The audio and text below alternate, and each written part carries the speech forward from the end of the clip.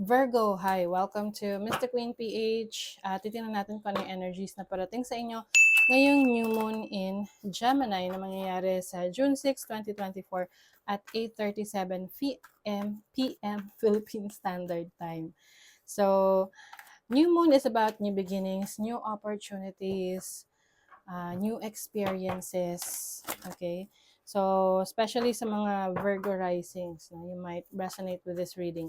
So, for you, Virgo, ang new moon is going to happen in your 10th house of your career, your responsibilities, achievement.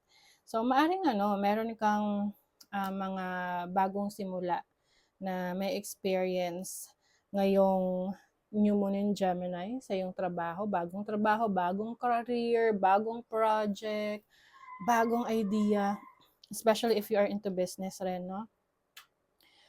Because meron tayong stellium sa Gemini. Ibig sabihin maraming planets ang nasa Gemini, which is in your 10th house. So for you, you will be more connecting with a lot of people. You will be networking, more friends, more connections. So kung ang iyong career ay inclined to public eye, public service, or ikaw ay nasa sales and marketing, ayan. Yung mga, kumbaga, yung career mo umiikot sa pakikipag-usap sa ibang tao, or expressing your thoughts, also your voice, okay? This is going to be successful starting new moon in Gemini, or this will open up new opportunities for you because Mercury is the planet of communication, your thoughts, your ideas. So maaring meron ka ring opportunity na mag-training, no? Mag-training sa ibang lugar, sa ibang bansa. Papadala ka ng company mo, no? Because Jupiter is also here. Jupiter is the planet of exploration. Then, this is good luck para sa'yo. Panoorin nyo rin yung parating kong reading tungkol sa Jupiter in Gemini because this is a 1-year transit, no? Yung mga opportunities, blessings na darating sa'yo sa buong taon, okay? Yan, sa buong cycle na yan. So, for you, maaring yun nga, merong mga travel sa ibang bansa, maaring rin may pag-aaralan ka, meron kang i-research about your project, sa trabaho, sa business mo, that will really bring you abundance, no, and good luck. So, ito meron tayong Cazimi, Venus Cazimi, pareho sila ng degree, 16 degrees yan. Yung moon, yung sun, tsaka yung Venus. So, anong ibig sabihin nun? So, this will bring you new opportunities in your love life, in your money, in your experiences with your romantic connections. Maari ring you will gain popularity, no? Kasi 10th house is about your reputation. This is in the public eye. So if you are a content creator, influencer, or yung career mo nasa public, no? You will gain more followers, subscribers, Patreons, no? Kumbaga, maraming parokyano, ganyan. Maraming mga magkakaroon ng interest sa'yo sa ginagawa mo, mas mapapansin ka ngayon. Maari ring merong mag-open up na new business for you because Venus is also the planet of money, luxury. Yung iba sa inyo, you might be receiving some gifts, no? Regalo from others. Halimbawa, may mga admirers ka or may fans, they will be sending you gifts or even sa family, no? But most likely, this is in your career area.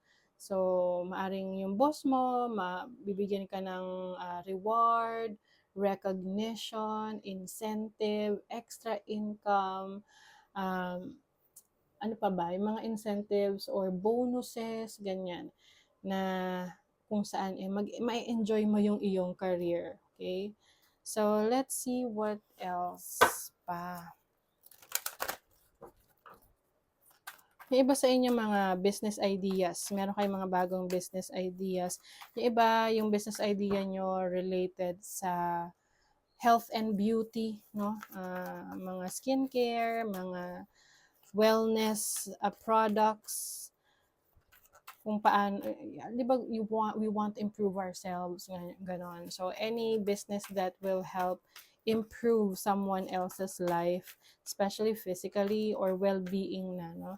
Yung iba rin sa inyo, you will be taking care of yourself. So, maaring meron kayong mga changes na gagawin sa trabaho on how you present yourself to others. Yung iba, mas mananamit kayo ng mas maayos, mas kagalang-galang. Oo, pwedeng meron kayong babaguhin sa inyong styling. And that way, mas marami kang ma-attract na admirers, or they will feel parang they will feel na nag-e-effort ka na ngayon. Diba? You have the judgment card, which is rebirth, reinventing yourself. Okay? So, maaring meron ka rin, yung iba sa inyo, pwedeng may let go na source of income, trabaho, or career, or business na you feel like hindi na siya worth it, no? To start something new. Yung iba naman, i-rebrand nyo yung inyong business. You're going to be more competitive. Yun nga lang, kapag may competition, pwedeng mag-cause rin yun ng conflict with others. Okay? You have the moon. This is about your emotions. I think, yun yung iwasan mo, na magpadala ka sa emosyon mo. Kasi minsan, kapag ganyan, no, nakakapagsalita tayo ng hindi maganda sa ibang tao na they might take that against you, na pwedeng madagdagan yung mga enemies mo. Okay? So, some of you naman, may experience worries kasi lalo na kung very competitive ka na tao, tapos ayaw mo ng failure. So, you might be frustrated, or parang sa sobrang pagiging competitive is nakalimutan mo na yung spirit ng game. Okay?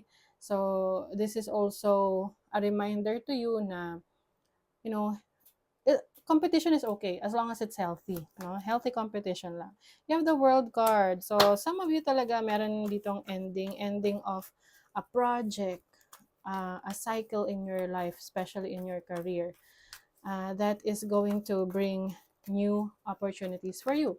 Yung iba naman, pwedeng meron kayong pagkakataon na makapagtrabaho abroad. Ayun yung isa sa mag-open up na bagong experiences para sa inyo. Yung iba naman, let's say, business sa ibang bansa, or mag-open up ng opportunities to gain international clients. Okay? You also have, wow, ang ganda nito, 6 of Wands. This is success. Okay? So, sa pagiging competitive mo, you are going to be successful. So, ito yung tipong, parang ano yun you prepared for the contest, no? For the event, for the pageant. Tapos talagang pinaghirapan mo, in-effortan mo.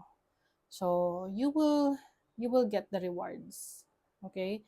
Kumbaga, all eyes on you, Virgo. You will gain a lot of popularity during this time.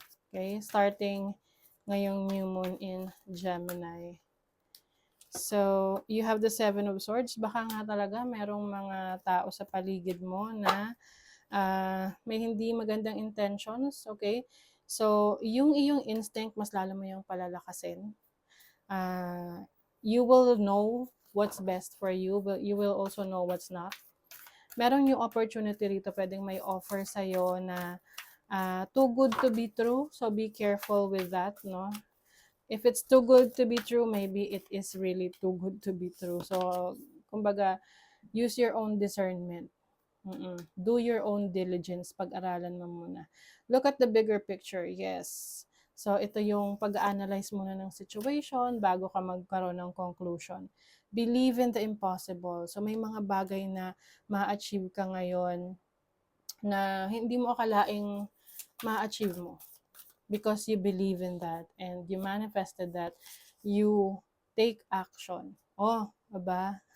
Diba? New start is coming. Yes.